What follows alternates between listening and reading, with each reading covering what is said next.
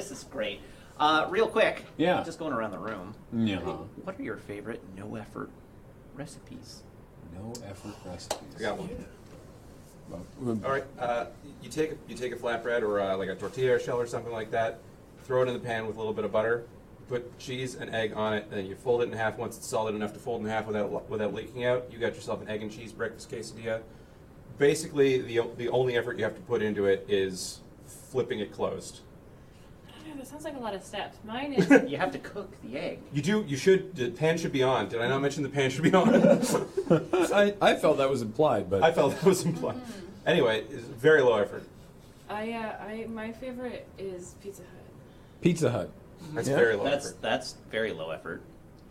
Ian, you looked very excited. Oh, you know, I love to sous vide me some steak, which is an easy way to do meat. But for a side dish, my favorite is to take potatoes, beets, rutabagas, turnips, whatever sort of root vegetables you like, chop them up into like quarters, you know, about a good chunk, mouth size, toss it in olive oil and kosher salt, and bake at 350 until it is caramelized.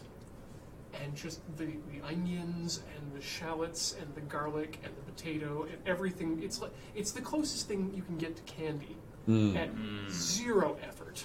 Honestly, our something that we've been doing a lot is roasted broccoli, because it's the best way to eat broccoli, and it's. I mean, so the effort is cutting up the broccoli, but that's about it. Like, don't take the stem off. Just like you'll have a little head of broccoli and a long ass stem on it. That's fine, because you just take a head of broccoli, cut it up into lots of teeny bits, throw it on a baking sheet, cover it with olive oil and salt and some garlic powder if you have it. You want to know what the secret And then you tech just is? put it in the oven at like 375 and then walk away. Yeah, so secret tech, instead of salt, Montreal steak spice. Oh yeah. Ooh. So we were using garlic salt for a long time, and then we ran out of garlic salt, and we realized we could just put salt and garlic powder. And rather than 350, I like to blast my broccoli at 450 for 7 minutes, take it out, and then put it back in. I don't know why, but the taking it out and putting it back in is necessary for the blasting process to work properly. For I'll the have to which? try that. The blasting process. Blast that Of the brown. broccoli? Oh, the broccoli, yeah. Yeah, we usually flip it.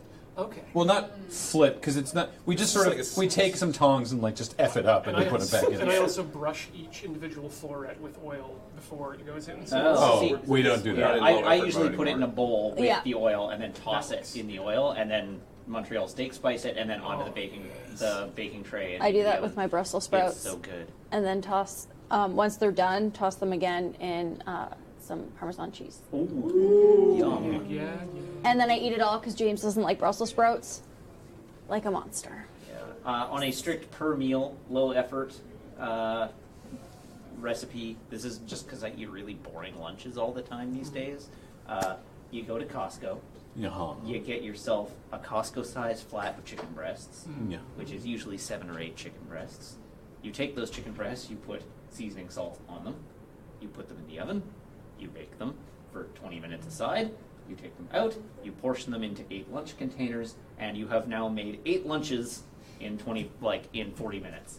But who puts it in the oven? Okay, well, I'm going to ask her then because this is... So, And that just makes it even lower effort on my part.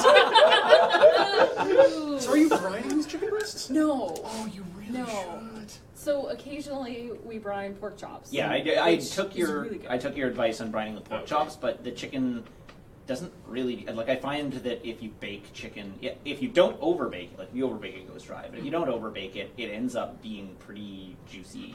And Okay, so not enough difference for you. it doesn't need the extra juice.